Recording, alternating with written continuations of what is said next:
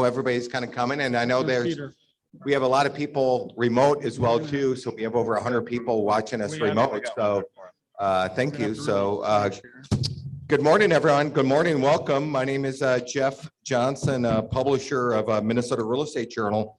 It's terrific to see people coming in. I know there's still people arriving. There's still people arriving here this morning that haven't made it yet, but I'm sure they'll be here shortly. Thank you to all of you for joining us for our, hang on one sec. Oh, there we go. Now I know what a politician feels like when they're choked up, but thank you for joining us for our 7th annual Affordable Housing Summit here at Golden Valley Country Club. Before we officially begin today's program, I do want to say a special thank you to our sponsors. And our gold sponsors are Anderson Companies, Monroe, Moxness, Berg, Whipley, and Bridgewater Bank. So a very special thanks to our gold sponsors. Our other sponsors are Collier's Mortgage, Washington County, BKV Group, JLL, Shaw Lundquist, Real Estate Equities, Minnesota Multi-Housing Association, Amcon, DJR Architecture, Thagri Drinker, Weiss Builders, Frana Companies, Duffy Development, Great Southern Bank, Minnesota Housing, Schaefer Richardson, R4 Capital, and Greater Minnesota Housing Fund. So please join me in a round of applause to our sponsors. Yeah, and without these sponsors, it's really hard to host these events. So a number of them are out in the hallway. Please stop by and say hi. If you, there's some, if you're into some really fun, cool gadgets and stuff, a few of them have some ice cube makers and a variety of things. So please stop by and say hi. Also, a quick note before we begin the program, we do have a couple events coming up. On January 13th is our annual apartment summit. Before the pandemic, we had almost 800 people that joined us for our annual apartment event. We're hosting that event this year, January 13th, and that's going to be at the DoubleTree Hotel on 494 and 100. Recently renovated, huge space, lots of parking, lots of space to spread out. And then next week on the 15th, we are hosting a holiday party the evening of the 15th at 3:30 here at Golden Valley. We'll have appetizers. The bar will be open. If you're interested, see Alan, Caitlin, or go to rejournals.com, click on events, and you can register. So, all right. So why don't we do this? Why don't we officially begin today's program? And in order to do that, for the folks in the room that need real estate continuing ed, today's conference has been approved by the Minnesota Commissioner of Commerce for 4 hours of real estate continuing ed. And if you are here in person today, you need to sign in and sign out, which most of you signed in already. And we need an accurate license number. And if you are at home, thank you again for joining us today. There's a lot of you. Make sure you put your license number in the chat room. And then twice per hour, there's going to be a poll question that's going to pop up. You're going to get about 2 minutes to answer that question before it comes down. You have to answer all 8 questions in order to get the 4 hours of credit. So please, if you're at home, please pay attention to those questions. And then you got to sign out at the very end as well, too, in the chat room. So, all right. So here we go on to the beginning of our Affordable Housing Summit. So moderating, there she is all the way at the very far end, Ann Mavity with the Minnesota Housing Partnership. Ann, take it away, and I'll let you introduce everybody. Well, thank you so much. Can you hear me okay out there? Thank you so much for being here today. I'm really excited. It's one of the first few events I'm back in action in. So it's great to see you in person. We have an amazing panel of folks today to talk about trends in affordable housing. And I just wanted to first introduce myself, and then we'll go through the panelists. And I will just tell you now that if you have questions I will prioritize questions from folks in the room, but I'll also try to monitor the chat. So we'll take questions when all the panelists are done, so keep that in mind. So the Minnesota Housing Partnership, we are a statewide nonprofit. We work in 3 areas. We provide technical assistance to rural areas and Native nations to help them solve housing solutions for themselves. We also drive research in affordable housing. Check out our website to look at some of our latest research reports. And then we use all of that expertise and knowledge from all of you as well to drive policy and advocacy solutions at the state legislature and federally as well. And if you would like to be more involved, email me to join our Investors Council. We have lots of great gatherings to inform you about what's going on. So I wanted to just briefly set the stage for the conversation today. The state about 3 years ago set a goal that in order to address affordable, or in order to address the state's housing challenges, we need 300,000 new homes by 2030. Now, we know that even among that 300,000, the gaps in affordable housing are not evenly distributed. The gaps for folks at 30% AMI and below are really where the biggest challenges are and where families and households are struggling the most. And so what we're going to hear a little bit today about all the different things going on that are impacting our ability as a state to achieve those goals broadly and specifically. Right now, we are in a moment of abundance at the state level and nationally, but certainly at the state level. In addition to the billions of dollars that are allocated to the state already, 1.2 billion in ARPA funds, federal relief funds, and more likely coming through the Build Back Better bill, which we're going to hear a little bit about from Paul Connolly. We also just, of course, found out that the state has a $7.7 billion surplus. Certainly housing will not be the only interested group of stakeholders looking at that fund, but it does mean that we are in a rare moment of abundance as we are trying to solve our housing issues. So I think that the more we think about solutions and what we can drive to, we are in a moment where it's possible, it's within reach. So the other thing I just want to note is that there's a lot of talk over the last several years about equity and racial equity. Certainly in this room and in housing world generally, we haven't done really well in addressing equity.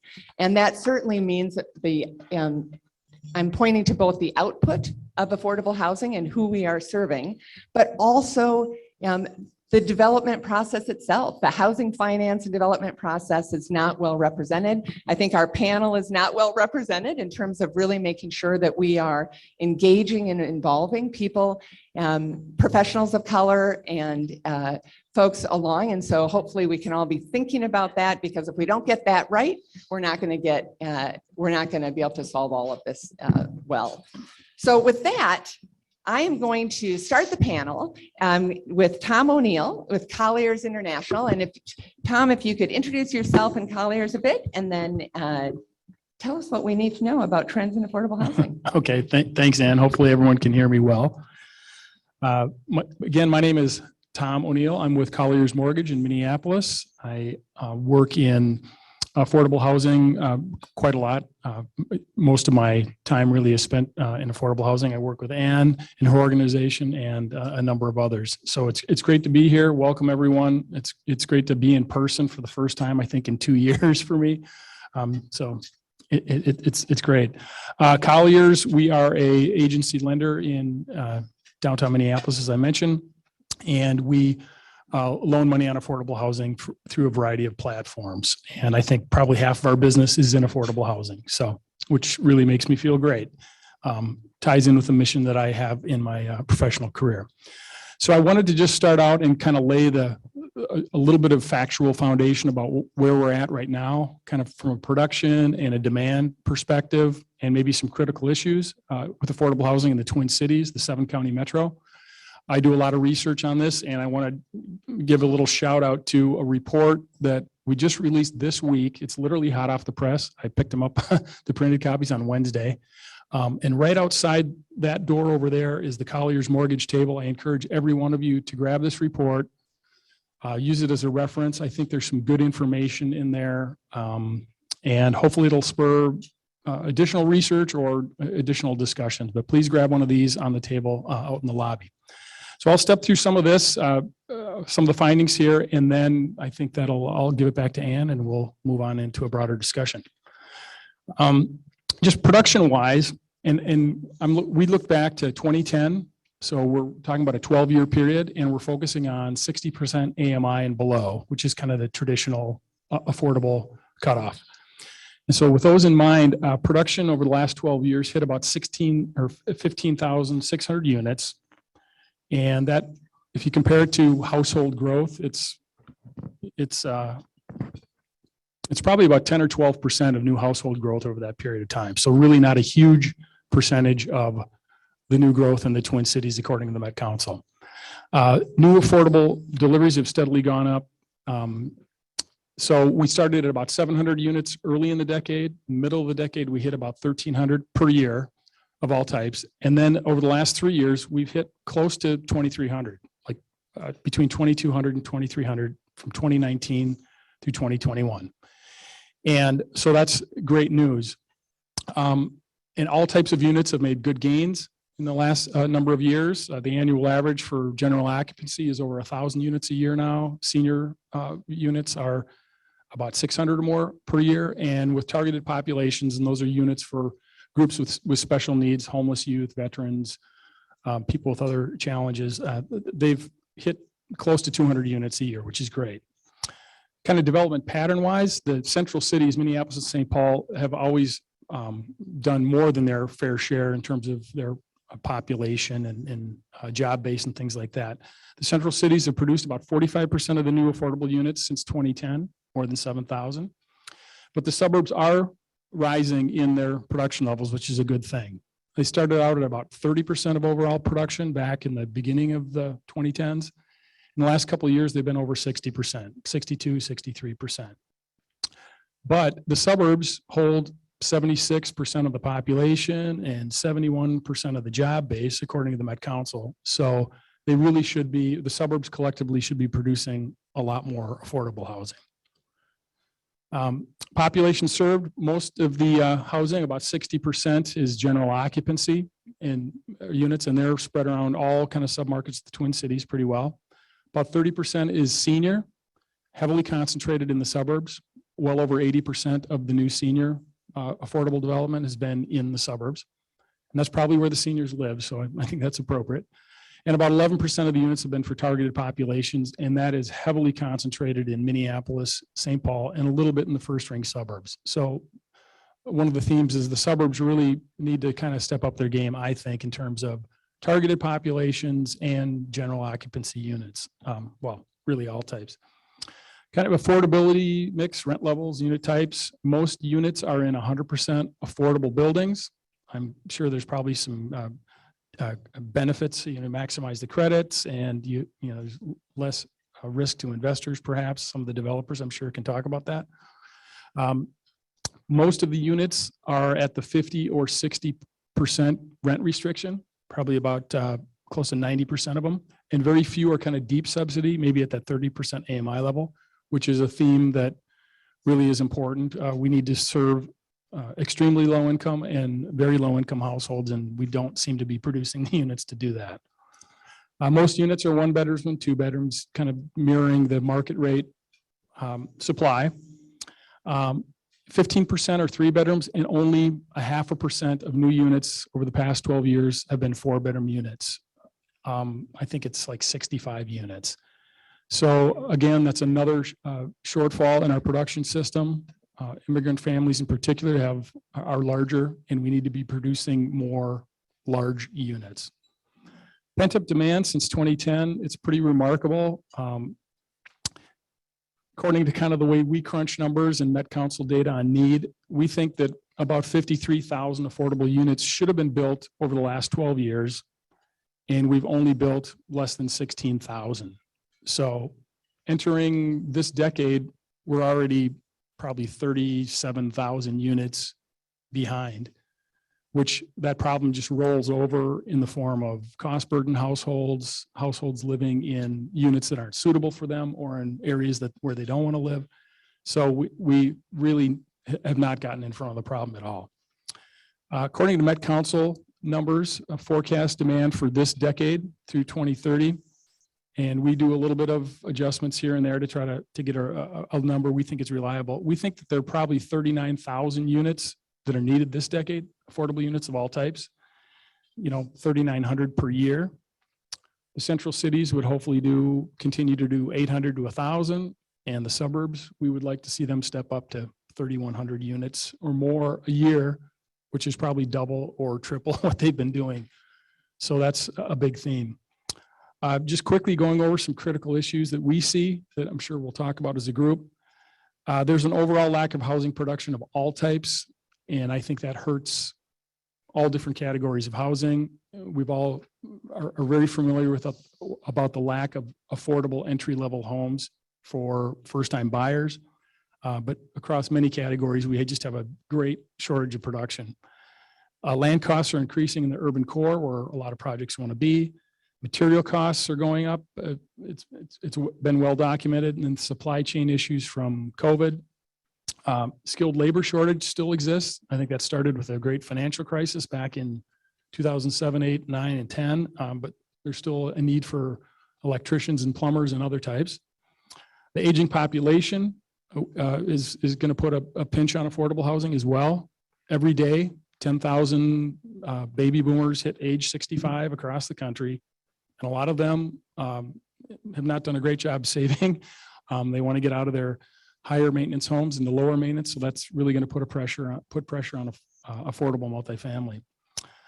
With affordable housing, the funding and the development process is very complicated.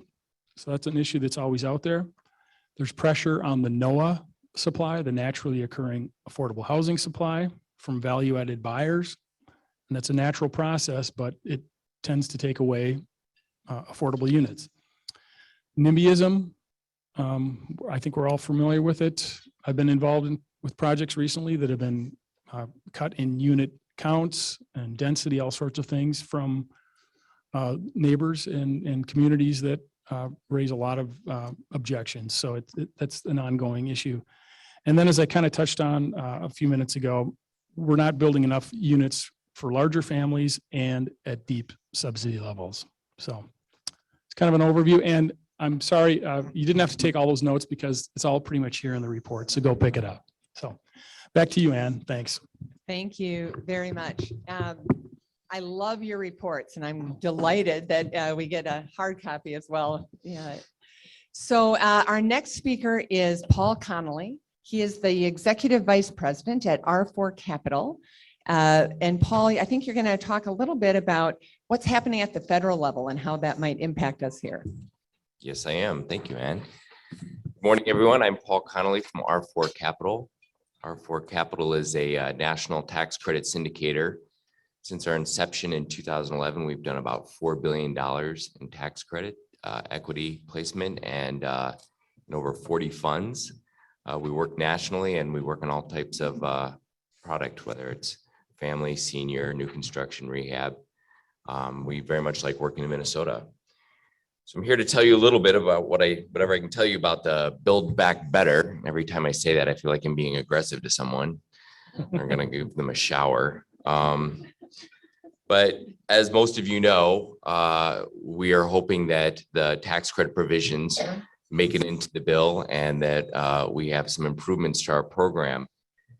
I do not have my finger on the pulse for Washington, so I called up our legislative person at R4, and she said that the chances are, if this is going to pass, it'll pass in January prior to the State of the Union address. The president would really like this to pass before then, but she was reluctant to say what the chances are. She's not a gambling person, and she's had defeat grabbed from the jaws of victory several times through this process. So she wasn't really telling me what the chances are of it being passed.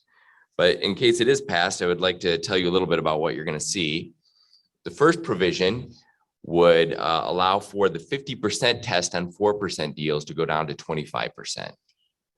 And as most of you know, what that will do is allow for a lot more volume cap to be available to deals throughout the country. A lot of areas, we run out of volume cap quickly, and a lot of deals can't get done, and they end up in a queue. So if they're not using these extra bonds that aren't necessarily necessary just to meet the 50% test, we'll have more bonds available for other deals. The second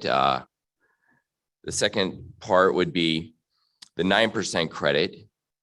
So we would get 10% per year increase from 2022 to 2024, which is really significant if you think about it. That's quite a bit. And we'd also get an increase for inflation. So for 2022, 2023, 2024, it would roughly be a 41% increase over the current levels. That would add a lot of 9% product to our industry, which could mean a lot of extra additional housing, obviously. There's a couple extra parts to this. So we've had a 12.5% increase that's supposed to expire at the end of this year. So if Build Back Better is not passed, we'll lose the 12.5% and we won't get the increase. So we'll actually have fewer 9% tax credits available to all of us if the bill doesn't pass.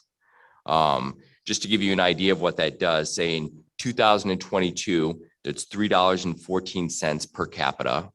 So there's tax $3.14 per person in Minnesota. In 2024, that would be up to $3.97. And if the bill doesn't pass in 2025, we'll be back down to $2.65. So that would be a big contraction for our industry. All right, the next part, every time I start to explain it, I feel my rickets and shingles flaring up. It gets very confusing for me. But we have they're offering 150% basis boost for deals that target extremely low income households, which is meant to be households that are earning up to 30% of the AMI or at 100% of the poverty level, which would change in every area. So, 100% of the poverty level is obviously much lower in Louisiana than it would be in Minnesota. As all of you know, we currently have that 130% basis boost in difficult to development areas, qualified census tracts. So this is where it starts to get confusing. They will not overlap. If you're getting the 150 on the units, it's not for all of the units. It's targeted towards the units that meet that criteria. You'd get the 150% there, but you'd not get the 130. So you're not going to get 180 or whatever, however that math would work. And I don't really know. This sounds like a problem gone awry when you start to figure out how you're going to calculate your credits with this. But in general, it's obviously very good because we need the extra credits for these units, and it helps us target lower income units, which oftentimes our program is criticized because it doesn't do enough for very low income households. So 8% of the annual allocation would go towards these ELI units, but no more than 13%. And the 50% would be available for both the 9% and the 4%. But like I said, no more than 13% of the state's annual credit allocation can go towards that, but at least 8%. So now you can see why it gets a little bit confusing, right?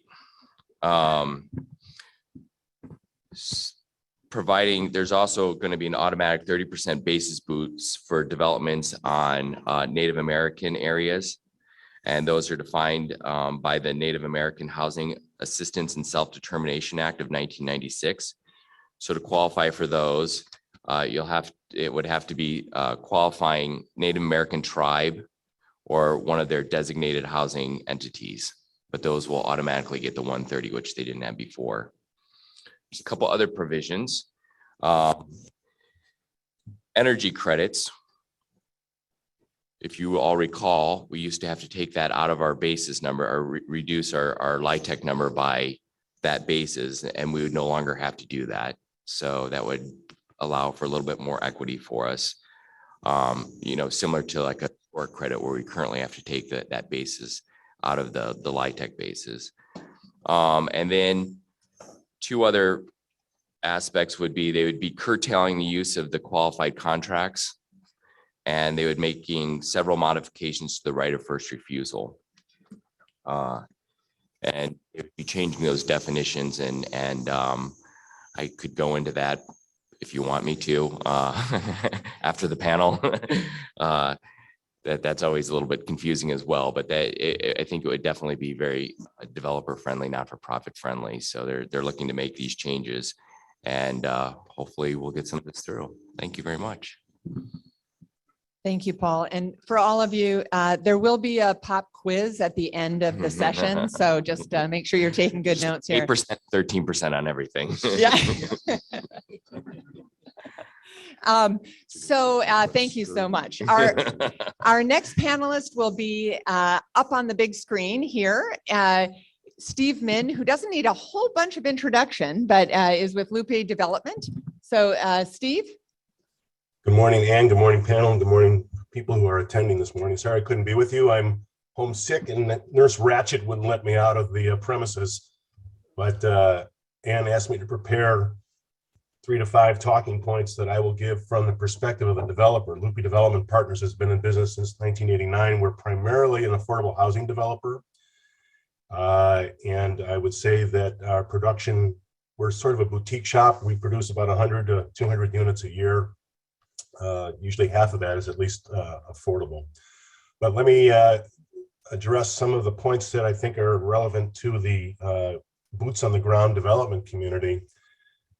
Before the pandemic struck, there was sort of a bipartisan and very public consensus at the legislature to do something about the housing supply crisis. And I think it's fair to say that COVID distracted policymakers' attention. And rental assistance became the main housing focus over the past 2 years rather than the supply chain. But the supply problem is only going to become more acute, as I think Mr. Kelly pointed out. With a very large state surplus, now I think is the time to address that supply problem. And I would like to particularly point out that local government and community leaders outside the core cities have to be aware that they cannot evade having to confront this problem. It really just is not avoidable for them. In my opinion, local government state aid should probably be tied to how much affordable housing the community either hosts or embraces in the years to come, because we simply cannot solve the gap in the core cities alone. The next topic I wanted to raise is the face of affordable housing is really changing. Over the last 5 years, our industry has evolved from majority serving the working poor to majority serving those who do not work. This includes more 30% AMI renters, more homelessness, and more seniors. And their needs and the skills as renters that they bring to a property are different.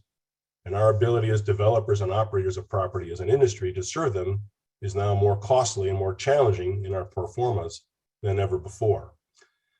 Now, it's been my observation lately that the temptation of government is to shift the burden to the development community, and we must resist that.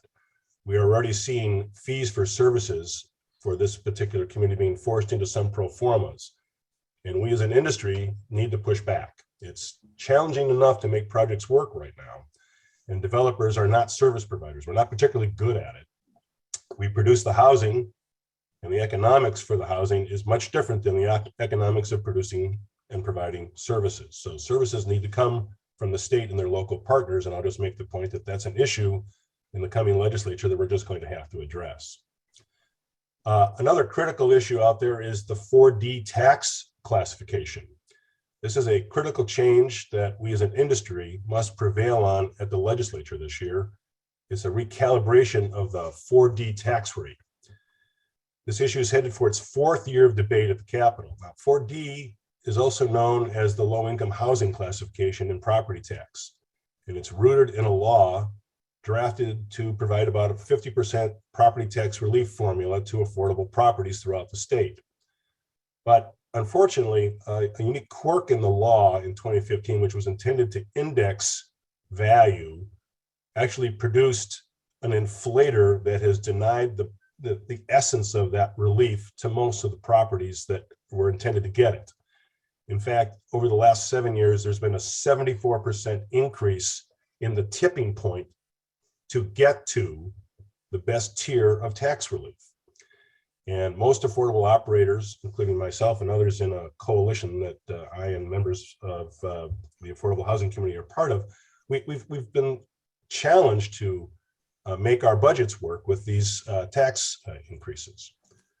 So what I'm suggesting is this is not sustainable. The legislature is aware of it. We've had 3 years working on it, and Minnesota, frankly, is one of the highest taxed affordable housing jurisdictions in the country, and it is significantly impairing our ability to attract capital and our ability to preserve affordable housing. So I'm hopeful that this law will get amended this year, the 4th round that we're making. One additional issue that I would like to, actually there's 2 more. There is a need for a state affordable housing prevailing wage. We need to make some prevailing wage reform. Recently, an interpretive change in prevailing wage law put affordable housing funded with MHFA monies under the same wage rate classification as the highway heavy industries that build our interstates. This state prevailing wage rate is even higher than the federal prevailing wage, and is costing projects an average of $500,000 in labor costs above what market rate labor might charge for regular wood frame construction. These are only affecting projects that get MHFA funding. The state's definition of prevailing wage for wood framing has to be changed to match the collectively bargained rates that are out there in the market. To their credit, the Carpenters Union has acknowledged this problem, but we need to get other trades who are sitting on their hands and reaping an unfair windfall on board. It's not appropriate for market rate housing to pay less for labor than affordable housing. Only with union and developer advocacy together will we get a legislative change. And then the last issue I want to raise is the issue of rent control. It has passed in St. Paul and been enabled in Minneapolis. Voters think they might be getting a free lunch, but there are real-world consequences to interfering with market forces, as we are about to learn. We are not New York or San Francisco. We have a 20-mile radius of development space surrounding our downtowns on all excellent highway paths. That's a 20-minute commute for most of those communities. There's plenty of developable space in that corridor. There are new frontiers here for new housing production in the suburbs, and with it will likely follow the jobs and work centers that depend on the workforce. So too will follow affordable housing to the detriment of the core cities. The proponents of rent control do not understand the real-world consequences of St. Paul's measure, nor the ripple effects on our metropolitan economy. Not only will rent control dissuade investors from proceeding on new projects, as Ryan and others have already announced in St. Paul, but it will stifle capital investment in NOAA properties, leaving our core housing stock more vulnerable to deferred maintenance, inadequate investment, and eventually a concentration of poverty. Yeah, I'll hand it back to you. Okay, thank you so much, Steve. I appreciate it. And I'll note that Steve, as a for-profit developer, will have a perspective, and then Lee Blondes in a little bit as a nonprofit developer as well will also be sharing her thoughts in a minute. But first, we're going to go to Justin Ailing, who is a project manager at Anderson Companies. Thank you. And thank you, everybody, for coming. It's great to see everybody getting together in person again. When we attended these by Zoom, I couldn't get the eggs and bacon quite right. But Anderson Companies is working diligently in the affordable housing space. We have 4 projects either under construction or in pre-con right now on affordable. And the biggest issue, as most of the people in this room will know, is the labor and material costs right now. We've really seen an unprecedented increase in costs for both of those. And now prices are starting to come back down, but what that's led to is really an unprecedented volatility in pricing. We're experiencing for the first time in my career, and as I talk to my counterparts, the first time in many of their careers, that subcontractors are completely unwilling to lock in prices or execute subcontracts at the time when we really need them to. Many of these projects are priced years before they break ground, and while there will always be some volatility, it's really reached a point where we're asking, as a general contractor, for contingencies just to cover these price changes as subcontractors.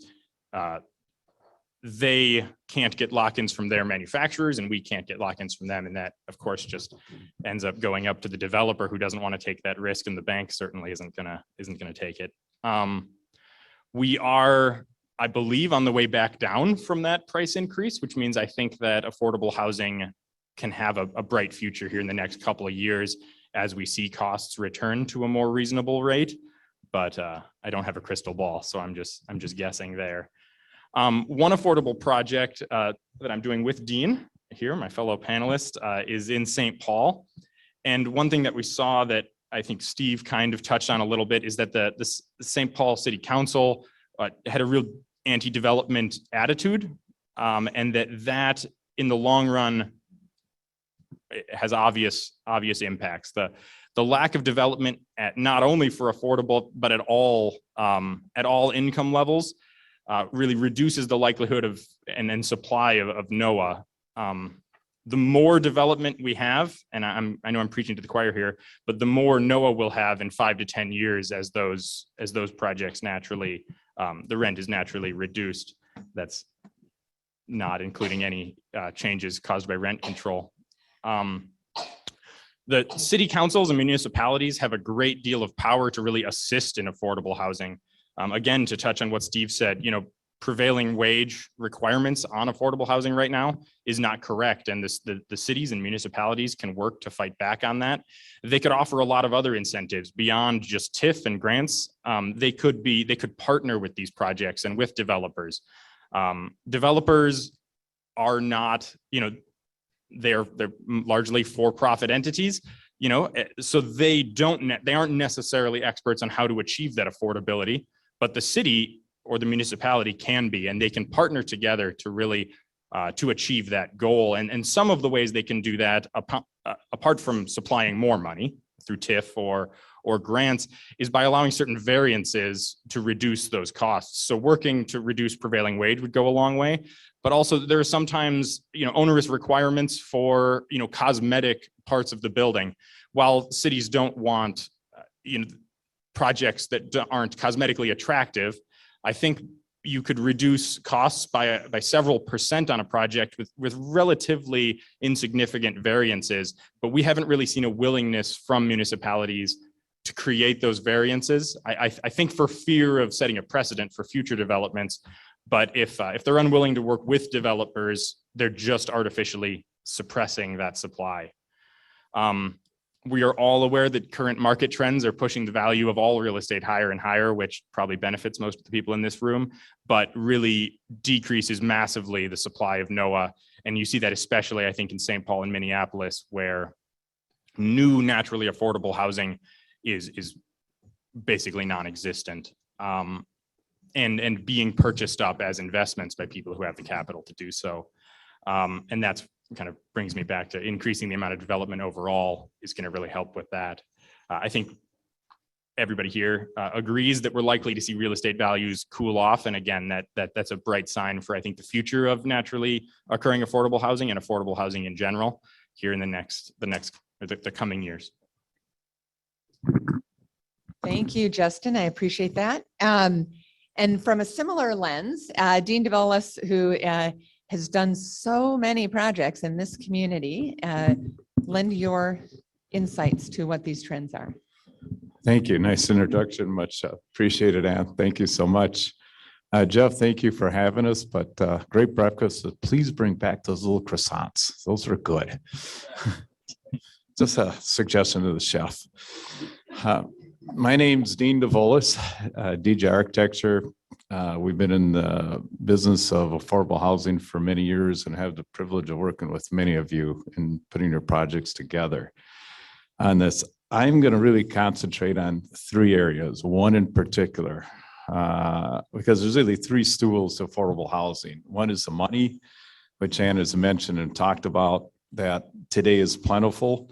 But that's been the aberration of the rule. The others are regulatory environment, which Tom, Justin, and Steve had talked about. And then I'm going to focus on the construction because that's really our background and our main area. On the money, that's been we've suddenly had a fire hose turned on because of ARPA dollars, COVID dollars, so forth. My fear is it's going to be one and done. It's going to come, assist, and go away because our government is so volatile between left and right and issues of that. So now we sort of need to prosper with the money. But the problem with all the money coming out, it's being eaten up by inflation and other issues. So it's somewhat of a tough nut to solve, but sort of a time to enjoy to work within this environment. And, it's sort of a run for the roses because I do believe this is a temporary phenomenon. I wish it was different. I wish it was long-term, but as you see politics, there's a rapid swings between left and right, and that hasn't come out of the system yet. So that's its own science. Then we have regulatory, which I call the silent killer. And that really, you think about all the fees that are being added on development, sewer access charge, water charge, park dedication fees, development fees, all these pieces are the silent killer because cities are desperately trying to take their cost of budget from the property tax side to the developer side, which is increasing, and that gets applied. And a few cities have made some exceptions, but that has really made the environment tough in that. And then honestly, what I consider one of the greatest unforced errors in government history, the St. Paul rent control, highly destructive because it's so rigid at 3%, no exceptions for anything. Even Portland, Oregon sits at 7% plus a CPI on top of it. And it basically has created a void in St. Paul and it caused endless projects shut down because of it, and is going to dry up housing. And there's no easy way out of it because it was a voters pass. It was passed without really a lot of thought, and it's going to be very tough to unwind. And it's created a halo effect around the Twin Cities because that made national news, and investors look as a whole area under rent control. So that's a tough nut to solve, and one of the great unforced errors that I've seen in government, which is having the adverse effect of creating affordable housing. So the ones that have it, I got mine. The ones that want to come in, sorry, you're out because it shut off the development pipeline. And then finally, construction is the third leg that really makes, and that's what I'm going to focus on. We, in the construction industry, we've sort of been building our buildings the same way for decades. I mean, the same method of framing, the same method of construction has been the same forever. And then COVID really exaggerated the shortfalls in the system between the labor shortages, the run-up in construction issues, the lack of supplies. I mean, I feel more like I'm working in Russia than the United States with just shortage of materials and trying to patch stuff together and savage. So what we've been trying to do at DJR is trying to find new methodologies of construction. And we've been working, and I'll go into one work in a company called Rise Modular, which has been established. And we've developed 3 projects that we've constructed in the cities. Mod 42, the Stinson project, and Elvira, which is a 7-story one, which Stu Ackelberg did. That experiment gives a little bit of hope because it has done several things. Now we've gone through 3. I can sort of talk about what's worked, what hasn't worked in terms of the process, and then what we're heading for with it. It has done one thing, is cut the construction time in half, which is a big deal. It hasn't been cost savings, maybe 10%, but the construction timeline has been cut in half because things occur simultaneously. So that's offering hope to providing affordable housing. Elvira, which is one of the largest in the nation of modular housing, opens next month. That has proven that out and has the best chance of creating no housing. And Steve Min's point about the setting the trades, because it's built off site, it's not subject to that. So now you're building 60 to 70% project off site at labor rates that are non-regulated, has created that affordability factor because they're brought in like components like cabinets. In this case, it's a modular is being brought into the site to do that. So that is starting to offer a window of maybe bringing back NOAA affordability that Justin was talking about. And because one plant's up with Rise, the second plant is being built next to Amish Furniture on 169, the place that in decades had a liquidated sale, every year on that. There's a plant going up there, and you'll see it if you're driving up north on the north side of 94, and there's rumors of a third plant. So that industry is starting to catch on, and that may offer a hope. And then the third thing, in terms of discretion, you can't stop. So we're currently working on new process ads. So Jamel Ford, who wasn't back and maybe took off because it was boring him to death, we're working with him, Jamel Staple on North Side, and other companies to take this further in terms of modulating kitchens and bathrooms and pod construction, panelized walls and stuff. So not only building the module itself, now with Devon, Georgia, we start taking it even further to see if we can create that affordability in the construction side, which hopefully will help with the other two issues, on terms of the regulatory and the money side to get at it. So there is hope on it, and these inventions are working, but we all have to really move fast. Otherwise, inflation and this will consume all the ARPA dollars and everything else we have along with regulation. So thank you very much, and thank you for hosting this. Thank you. I appreciate that. Very interesting in looking at the affordability at the points in the process about sort of where all those levers are.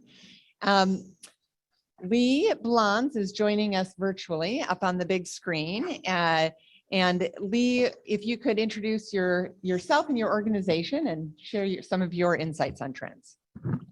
Thank you, Anne. Good morning, everyone. I'm Lee Blondes. I'm the CEO at Beacon Interfaith Housing Collaborative, and I'm really excited to be able to share, the perspective that we bring to affordable housing. We are the leading developer of deeply affordable housing. So the homes that Tom O'Neill talked about that did get created, many of those were developed by Beacon.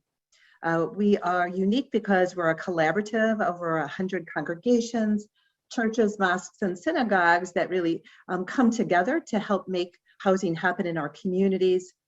It has allowed us to get through not in my backyard fights by bringing out all the supporters that do actually want more deeply affordable homes in their community throughout the Twin Cities. We have projects not only in Minneapolis and St. Paul, but also in Plymouth and Hopkins and Shakopee.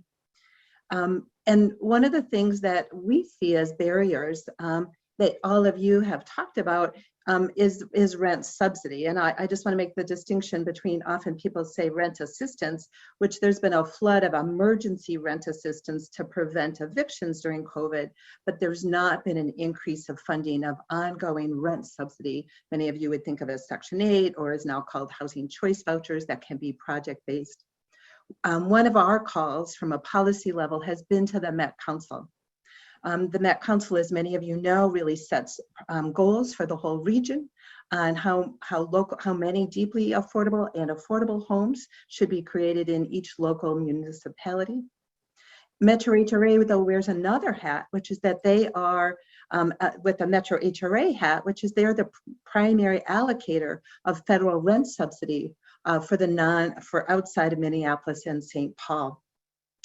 And in the last couple of years, they have not been making that rent subsidy available to developers like you and I that would allow us to embed more deeply affordable units in our developments in suburban areas. And so with the push to diversify and make sure that we don't exacerbate the concentration of poverty in Minneapolis and St. Paul, we have asked the Met Council to change their policies and to more clearly allocate what that is allowed by HUD. Up to 20% of their rent vouchers could in fact be embedded in really high quality housing.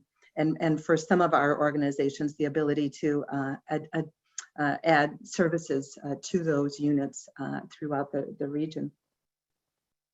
The other perspective that I want to just lift up is to talk about the magnitude of the problem, because I think there can be this feeling about, what people perceive to be kind of an anti-development attitude.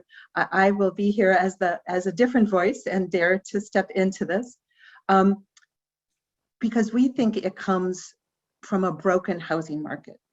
And I really want to invite all of you into thinking about how do you step into helping to solve a broken housing market? Because I think it's easy to feel like rent control is breaking the market.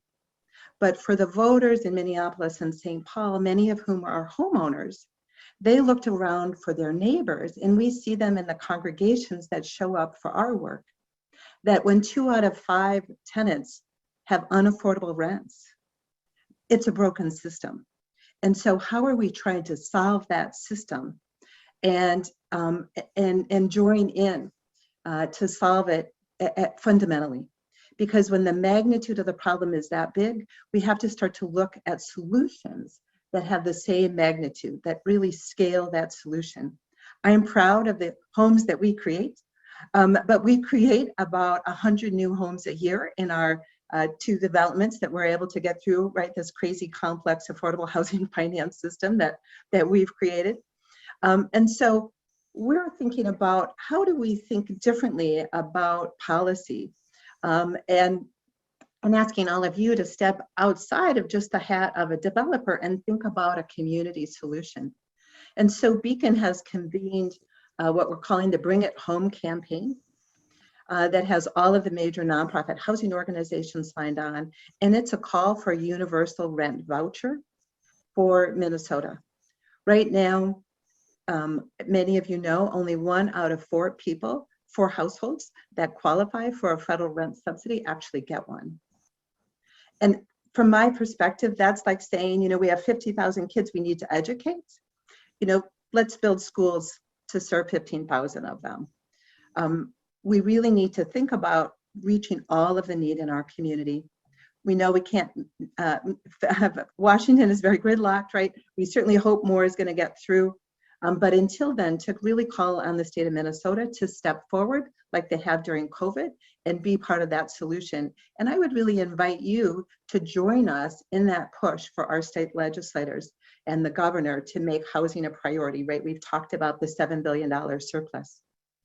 A rent voucher program that would reach so 550,000 men, women, and children would benefit from a rent voucher in the state of Minnesota, and that would allow them to then live in a stable home that we think would have ripple effects throughout. Many of you know, less than half of 1% of the state budget goes to housing. Less than half of 1%. Most of the housing that goes in, I'm going to be embarrassed and have to plug in my computer before I get shut down. Sorry. The joys of working from home and having my computer flash at me that I didn't plug in this morning. I'm sorry. Better than losing you completely. So let me catch myself again. So less than half of 1% of the state budget goes to housing. Most of our budget goes for education and healthcare. And we fundamentally believe to benefit from those investments in education and healthcare, people need to have a stable home. So I would invite you to join us in that effort. I do want to call out the huge success that many of you have been also a part of, and the shift in the state. Where the state does spend housing dollars is in the capital investment. About 10% of the bonding bills have now gone to housing in the housing infrastructure bonds. Beacon's certainly been able to benefit from those dollars, many of which are focused on very deeply affordable and supportive housing. But I would also hope that you would join us in continuing to support those bonding dollars, because they free up low-income housing tax credit dollars for other development that's also important in the full continuum of care and or full continuum of housing that we need. And lastly, I just want to lift up the disproportionate impact that our current housing system has on BIPOC people. We see it in the NIMBY fights, where people are literally showing up because they don't want to racially diversify their communities. And we see it in the disproportionate number of people who experience homelessness. And so as we all have gone through a lot of racial reckoning ourselves, both personally and professionally, we would really call all of you to join us in thinking about how we create a housing market that works for all Minnesotans. Thank you. Thank you, Lee. Appreciate that. Our rounding out this panel now will be Peter Mclaughlin, who is the Twin Cities LISC CEO. I'm not sure what the title is. Executive Director.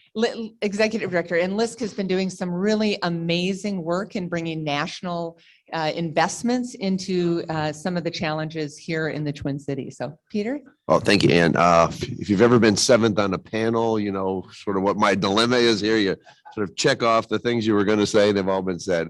And if most of you aren't ex-politicians, but they're all the people here, most of you out there are way smarter than I am on the housing finance side. But so I'm going to talk a little bit about politics as a trend and something that we need to be thinking about. And I would just say that we all know that this is that this market, I like the characterization that it's a broken housing market. And this is an opportunity, I think, to try to address that. I think there's been a misplaced emphasis on the ARPA funding. Frankly, as long as COVID is around, there's going to be reluctance on the part of electeds to spend a lot of that ARPA money that's remaining. But the surplus and then the Build Back Better legislation, those are places where we ought to be concentrating. Particularly, I sent a note to Ann earlier in the week because I had heard, I knew what the surplus was going to be, pretty close. And so, I mean, it's a mammoth one-time opportunity here that we've got to concentrate on.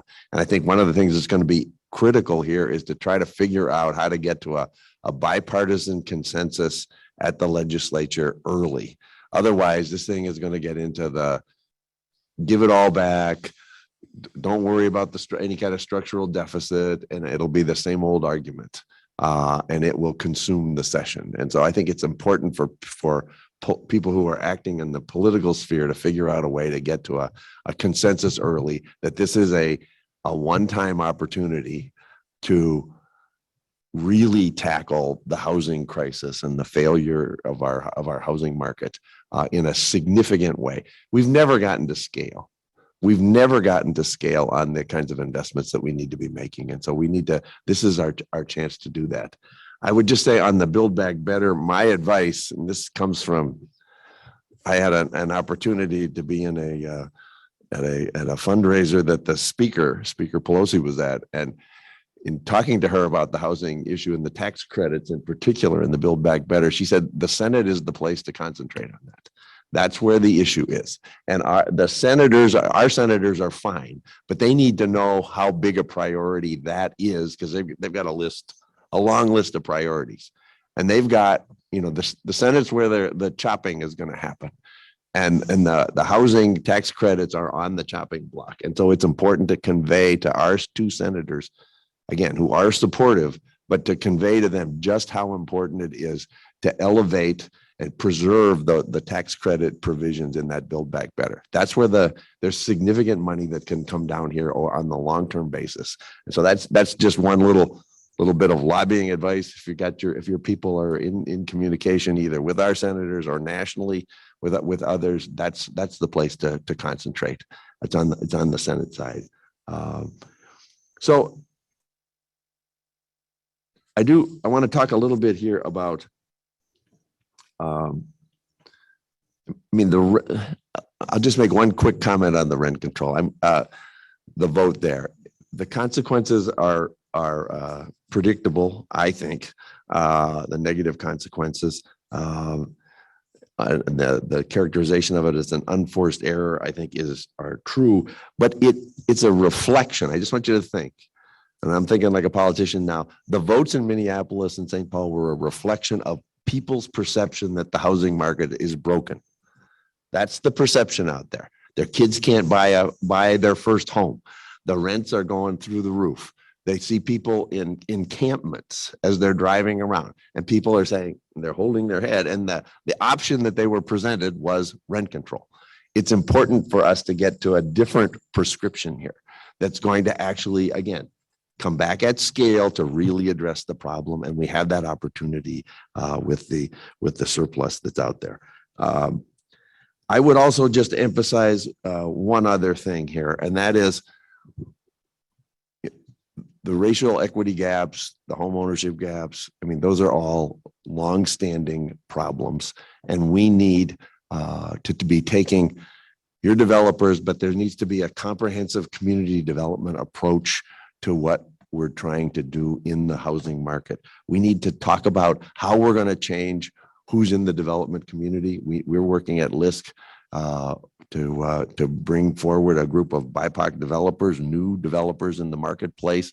We need your support to help them to try to diversify that marketplace and to get more actors out there in that field. It's important, I think, to be starting to look at, and again, these are hard to get to scale, but it's important that we support those. But we've got to find some new ownership mechanisms. And for example, they've got Build Wealth with their 9,000 equities proposal to get 9,000 new Black homeowners. We're at the bottom of the list nationally in terms of the home ownership gap. We need to find ways to support those efforts to provide home ownership opportunities to Black and brown residents. And the article was in the paper last Sunday about the big money coming in and buying up the homes with cash money and not kind of disrupting our housing markets. And that is going to, again, preclude opportunities for first-time home buyers, for Black and brown home buyers as well. And it's important that we deal with that. We've never really stepped up at the state policy level on NOAA. There's been a few things, but we need to do that. And then the land trust model is one model here that I think we need to be supporting more. It's not your bailiwick, but in terms of a comprehensive approach to what we're trying to do here to solve the housing problem, that's land trust models, I think, are things that we need to be supporting as a community. Finally, we're never going to solve the low-income housing problem with housing subsidies. We need to be working on the income side as well, income and wealth building in communities of color. And that's, I think, what we need. We need to make sure that these things are going simultaneously. We've got to get more affordable housing supply, but we also need to be working on the income disparities so that there's more effective demand out there for that can be exercised in the market. So with that, I'll stop. Thank you. You're reminding me, and as we've talked about NOAA, and I've been part of these conversations and work, that the state has never really had a articulated strategy to preserve that affordability in the private market, or even as we look at LIHTC exits and expirations and others, just preserving the affordability that already exists needs attention, even as we are trying to build new to solve the rest of it. And so there is a lot of work to be done on that end too. So I'm going to start off with a couple questions. If you all have questions here, think about that, and I think we'll have time to turn it over to you guys as well. So my first question, and it might be more for the developers here, Steve and Lee, as well as those of you in the development process, is, we have a very real opportunity with all this abundance of resources coming in, the 7.7 billion state surplus, the federal money. We have an opportunity to secure hundreds of millions of dollars for development. And my question is, how much can the development world absorb of that? Like, at what point is that too much money that, with the challenges with labor and supply, that we just can't actually address? So there's no such thing as too much money. We should okay, be, wait. Yeah. we should be so lucky. So- You can't have too much money. So let's turn on your mic, Dean, and why don't we start with you, and then Justin might want to jump in, and then I'm going to turn to Steve and Lee about how much, because literally we are talking hundreds and hundreds of millions of dollars over what we've ever had. You're making up historical debates. You heard from the report this morning, 44,000 units, massive amount of shortage of housing. Everyone says the housing system's broken. Yeah, absolutely, because its shortage is accelerating basically every day. And only now are we starting to get at it, and the rent controls reactions and stuff sometimes makes it worse. Look at it this way. When you think about the money that goes in defense budgets or other issues like that, there's never too much money, and they talk in gross billions of dollars. Look at the effort in Afghanistan and all that. there is not too much money, period. It's still short, but it's a good start. So the argument says the industry, because Steve and all the developers here and Anderson companies, they'll rise to the occasion because there's a ton of intelligence in this room that's sitting around me, sort of privileged to be up here with them all. The industry will rise to the challenge if given the resources. So there's not too much money, period. The issue will be, will it continue? And for the record, do not quote me as saying there's too much. We're looking to secure more. I'll be very brief. I think in most of the projects that the people in this room work on are big multi-year projects. So I think part of what you're saying is, would a flood of money at a very brief time period cause issues? And I think that there is potential for that to happen. But a lot of the projects, if funded now, would still be 3 to 5 years out. And I think that the market would absorb it, as it always does. Yeah. And I will note too, even at the State Housing Finance Agency, there's usually about a 3-to-1 application submitted versus applications funded. So we know even within that there is a built up, pent up pipeline. But again, we have an opportunity for more. Steve, Lee, what do you think? Steve? Well, I think to quote back Rahm Emanuel, never waste a good crisis, right? I mean, we've got the money, let's make hay while the sun shines. But to Tom's point, it's a 2 to 3 year lead time now for project pipelining. And with the labor shortages and challenges, we've gone from roughly a 12-month to 13th-month construction period for a typical 100-unit building to maybe about 14 or 15 months, but that's still very much manageable in the pipeline. And I think if you take a look at how much the state agency produces in terms of its production, usually 20 to 25 projects a year they get funded, we have plenty of capacity to increase the production. There might be a little inflationary impact and a little bit of drag on delivery, but I think we can handle it. And we certainly could deliver 5,000 to 10,000 units in the next 3 to 5 years. That would not be a problem. Lee? I don't want to repeat too much what other people have said. Yeah, I do think there is some inflation. One of the things that I've been concerned about is that as all the other money goes out for other things that might get built, in terms of highways and other, probably not highways, but more the new light rails, all of that, not locally, but nationally, right? As all of that money comes out into the system, that all of that is good and important work, infrastructure work that's going to get built, but it does sometimes pull on those same supply chains and that same labor market. And so I've been worried that if we don't get our share of dollars, all we'll get is the negative impact of higher cost.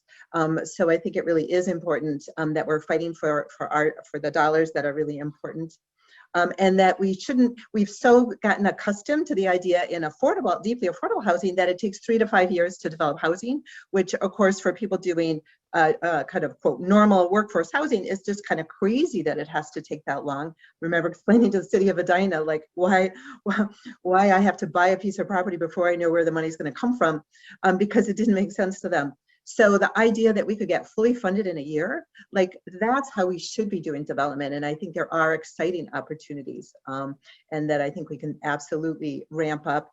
I've always said, right, that our challenges is not that there's not enough architects or construction firms to create affordable housing. It's all about public wealth. So it's exciting time for us. And can I just add, Please. that we need to be thinking about this one-time money. And is there a way to create a fund, a structure to get like a 5-year commitment? Mhm. And then you've got a schedule, you've got a predictable source of money, significant amount of money over time. The other thing to note here is, there'll be one of the most important things in that whole report about the surplus was there's no structural deficit in the next biennium. That's a good thing. So again, you don't want to cut taxes permanently or to increase regular spending in such a way that you end up creating a new structural deficit. So finding a way to commit this money over a 5-year period, and then people can gear up and get the projects out on the street. I think that's one of the things that we've got to do. We got to be really smart about this one-time opportunity. The other thing is the Senate Republicans want home ownership. I mean, that was their mantra last year. and this year. And so we've got to figure out a strategy. Again, if we're going to have a bipartisan strategy, you're going to be listening to the Senate Republicans and figure out a way to deal with that. Thank The only you. thing I want to add to the conversation is also that focus on deeply affordable. The public funders are expecting that, and that's only possible with rent subsidy. And so if there's no expansion of rent subsidy, that won't happen, and it will jam up development, and particularly where it's most needed.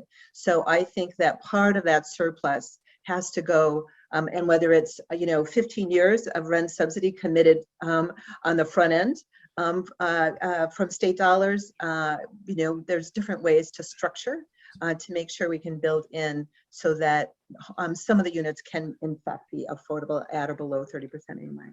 Well, Lee, you just answered what my second question is, and I wonder if others want to comment on this as well. So, Tom, you had talked about the trends of what's actually getting developed and where the need is.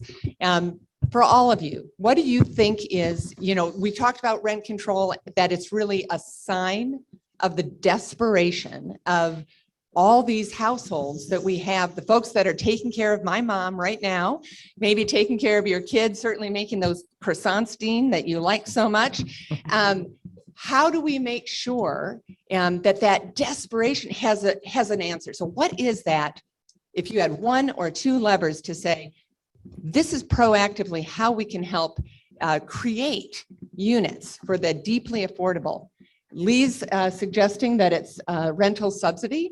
What do you think? Tom, I'll start with you and anyone else who wants to jump in. Yeah, I'm not sure what all the answers are, but in my experience with a couple of projects in the suburbs, I think the whole attitudes against renter households in general, and then against affordable households in particular, has a very strong negative impact on our ability to get units done. So if we can somehow, I think there has been a lot of awareness and broader discussion now about how affordable housing really is an economic issue as much as anything. But I still think we need to have much more supportive local officials who are willing to make regulatory changes. I'm working with a project that it's going to provide 60 affordable units in the suburbs, and it has $200,000 in park dedication fees. So I think there are so many things that local governments can do to change the perception of the value of affordable housing and rental housing in communities, but also then really work on specific policies at that local level. To me, that's one of the big pieces. We have about 2 minutes left. Anyone else want to jump in? Oh, I see Steve first and then Dean. I'll offer one real subtle, sort of a bureaucratic thing that might be helpful. The public housing agencies, particularly in the core cities, probably could use a boost in what they compensate landlords for. They sort of have a limit at around 48 to 52%. There's a lot of 60% units in LIHTC properties. If the housing agencies just bump their reimbursement, we could absorb a lot of the people on the wait lists, but they haven't been able to move their dollars. They don't have dollars. I understand the problem, but there's some capacity that we could absorb in the system without having to build new units if the public housing agencies just increase their allowances a little bit. Thank you. Dean? The one thing we keep overlooking, Peter mentioned it, is affordable ownership housing. Big deal. We've been so focused on rental subsidies. If you want to start develop intergenerational wealth, start building communities, starting that process, that needs to be addressed as strongly as a rental market. Edina proposed in a project. The last time Edina subsidized ownership housing was 1980. They've done nothing since then except buy a few single families and try to hold them.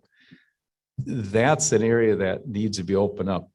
Peter mentioned North Side, things like that. So I hope this windfall that comes really starts getting poured into creating ownership along with rental, because I think you need to balance that side of the market. Otherwise, rental buys time, but ownership builds equity and family wealth, and that makes a big difference in the long term. Okay, I have just a couple minutes left, and I have another question, so we might not get to your question. Tom, you talked a little bit about the regulatory environment. the zoning and all that. What we know here in, there's a joint commission on affordable housing that our state legislature right now has. One of the key issues they're looking at is zoning reform. There's also a national legislation that Senator Klobuchar has been a lead author on, that is looking at funding incentives for localities that actually implement some zoning reforms. And we've seen the Star Tribune talk about how little land is actually zoned for multifamily housing. And so I'm wondering if any of you can talk about sort of the, how important are these regulatory approaches, particularly through that zoning lens? Steve Elkins has a bill that is getting quite a bit of play at the state legislature on this as well. How important is that going to be to the production side of this? Anyone? I think it's developer. Yeah, Dean? Yeah, developers should go, but I'll go real quick. I talked about it as a silent killer. It absolutely is. I'll be blunt. Zoning is probably the greatest element used to create racial inequality you could ever imagine. You can outzone they easily by lot size, fees, density, stuff. So if you want to talk about the silent killer, these zoning issues is a key issue that really needs to be addressed. Steve? I'm going to put the Dark Lord of the Sith hat on and just suggest that rent control could also be a tool by some communities to prevent rental growth or any kinds of rental housing in their communities. We need to be careful with that. You see what's happening in St. Paul, and it could be a very dark side of the Sith, as I say, tool for preventing growth. And I just add the voice, as I mentioned earlier, right, that people have talked about the role of race in this, and that zoning by definition usually is a support of the status quo, which then locks in kind of racial inequalities in our system. And so really, and that's what the Star Tribune was really focused on, is that to Dean's point, right, we can zone people out by unit, by lot size, things like that, and that changes in zoning really can have a tremendous impact in welcoming more people throughout the communities. Well, we are already just sliding a little over time, so I am going to bring this panel to a close. I just want to thank everyone. I feel like we could keep talking about this for quite a while. And I'll just say too, if you are interested in getting updates on what's happening at the state, federally, go to mhponline.org, sign up for our action alerts and our newsletter, and we do regular updates on that, or just email me and Mappy as well. Thank you to everyone. Super interesting online as well. All right, so here we go. So good news, we're going to take a 15-minute break. Coffee over here, water, sodas should be out in the hallway. Second good news story, it's not snowing yet, so thank God. 15-minute break, here we go. That's for you, it's not snowing yet. I know.